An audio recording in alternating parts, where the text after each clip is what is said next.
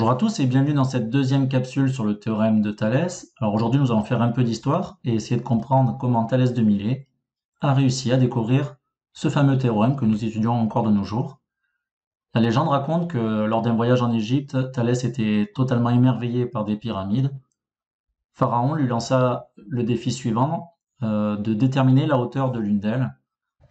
Et donc Thalès commença ses travaux avec la pyramide de Khéops. Il utilisa pour cela un bâton et attendit un moment particulier de l'année où l'ombre de la pyramide portée au sol représentait exactement un triangle isocèle.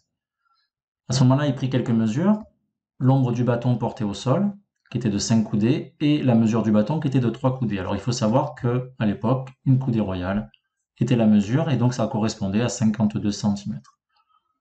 Au même moment, il prit la mesure de l'ombre de la pyramide portée au sol, donc environ 250 coudées.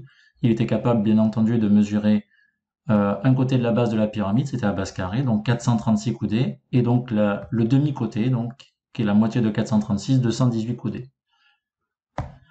Si nous mettons le bâton dans l'axe de cette pyramide, nous avons ici deux triangles qui sont imbriqués l'un dans l'autre. Donc le premier triangle, c'est le triangle OSD, où OS représente la hauteur de la pyramide, et le deuxième triangle, c'est le triangle ABD, où AB représente la hauteur du bâton.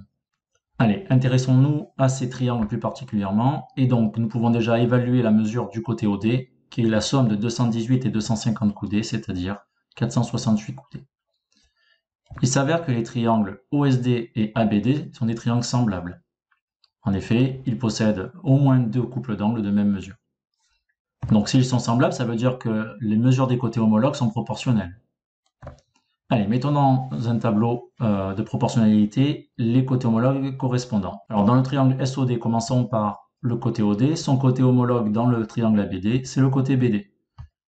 Le côté OS qui représente la hauteur de la pyramide, son côté homologue, c'est le côté AB représentant la hauteur du bâton. Enfin, l'hypoténuse SD, son côté homologue, c'est le côté AD dans le petit triangle. Allez, reportons les mesures ainsi trouvées. Côté OD mesure 468 coudées. Son côté homologue mesure 5 coudées. Pour la hauteur de la pyramide OS, c'est ce que nous cherchons à calculer. Et le côté AB mesure 3 coudées. Enfin, les deux côtés hypoténus des deux triangles ont des mesures inconnues et nous ne cherchons pas ici à les calculer. Alors pour déterminer la mesure OS, ici, il suffit simplement de faire la règle de 3, à savoir 3 fois 468 divisé par 5, et nous trouvons 280,8 coudées. Alors nous rappelons qu'une coudée mesure 52 cm, si nous convertissons, nous trouvons que 288 coudées, ça représente environ 146 mètres. Il faut savoir qu'à l'origine, la pyramide de Khéops était évaluée à 146,6 mètres de hauteur. Allez, terminons cette capsule par une citation. Le rapport que j'entretiens avec mon ombre est le même que celui que la pyramide entretient avec la sienne. Alors si nous reformulons, ceci veut dire qu'il y a proportionnalité entre la taille des objets et l'ombre qu'ils portent au sol. À l'instant où mon ombre sera égale à ma taille, l'ombre de la pyramide sera égale à sa hauteur. Donc là, l'idée ingénieuse de Thalès est de se dire la chose suivante. J'attends le moment de la journée où l'ombre au sol a la même mesure que ma propre taille. Et à ce moment-là, l'ombre au sol portée par la pyramide aura la même mesure que la hauteur de la pyramide.